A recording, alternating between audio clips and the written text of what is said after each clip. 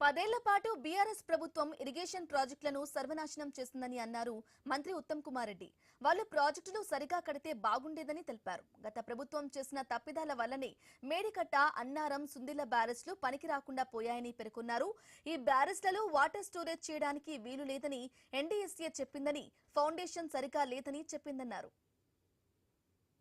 కట్టిన ప్రాజెక్టులు సరిగ్గా కడితే తెలంగాణకి మరి ఈ రోజున్న దురదృష్ట పరిస్థితి రాకపోయేది. మీ వల్లనే ఇప్పుడు ప్రాణహిత ఆ నీళ్లు ఉపయోగించలేకపోతున్నాము. మీరు చేసిన తప్పిదాల వల్ల, మీరు చేసిన ఘోర తప్పిదాల వల్లనే ఈ రోజు మేడిగడ్డ, అన్నారం, సుందిళ్ల బ్యారేజీలు ఉపయోగం లేకుండా పోయినాయి. నేను ఓన్లీ 1 or 2 బేసిక్ పాయింట్ చెప్తా. The engineers will give you the more details.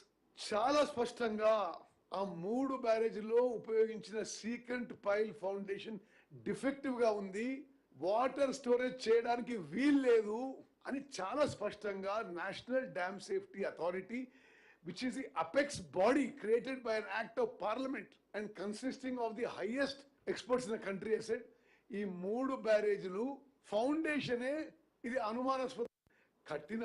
అలాగే తొమ్మిడిహెట్టి నుంచి మేడికట్టకు షిఫ్ట్ చేసి గత ప్రభుత్వం తప్పు చేసిందన్నారు మంత్రి ఉత్తమ్ కుమార్ రెడ్డి. ఉత్తర తెలంగాణ రైతులు ప్రజలకు ద్రోహం చేశారని మండిపడ్డారు.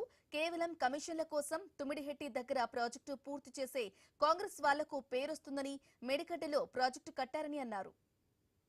ఘోర తప్పిదం వాళ్ళ కక్కుర్తికి తుమ్మడిహెట్టి దగ్గర కట్టాల్సిన ప్రాజెక్టు మేడిగట్టకి షిఫ్ట్ చేసి తెలంగాణకి శాశ్వతంగా నష్టం చేసింది, అన్యాయం చేసిండ్రు, ద్రోహం చేసిండ్రు.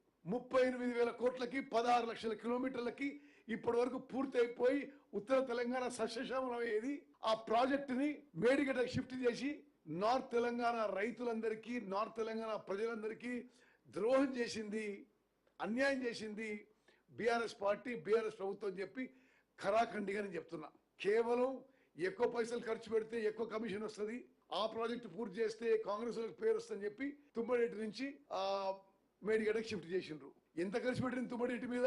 38,000 కోట్లలో సుమారు 11,000 కోట్లు ఖర్చు పెట్టిండ్రు. అంటే 33% కట్టిన తర్వాత ఆ ప్రాజెక్ట్ కి నేషనల్ స్టేటస్ ఇవ్వమని చెప్పి ఆనాటి ముఖ్యమంత్రి కల్వకుంట్ల చంద్రశేఖరరావు కేంద్ర ప్రభుత్వం రాసిన తర్వాత అనాలోచితంగా అసలు పూర్తిగా ఒక రాంగ్ డెసిషన్ తీసుకొని తుమ్మడిహెట్టికి నుంచి మేడిగడ్డకి షిఫ్ట్ చేసి తెలంగాణకి తీవ్రమైన అన్యాయం, ద్రోహం చేయడం జరిగింది.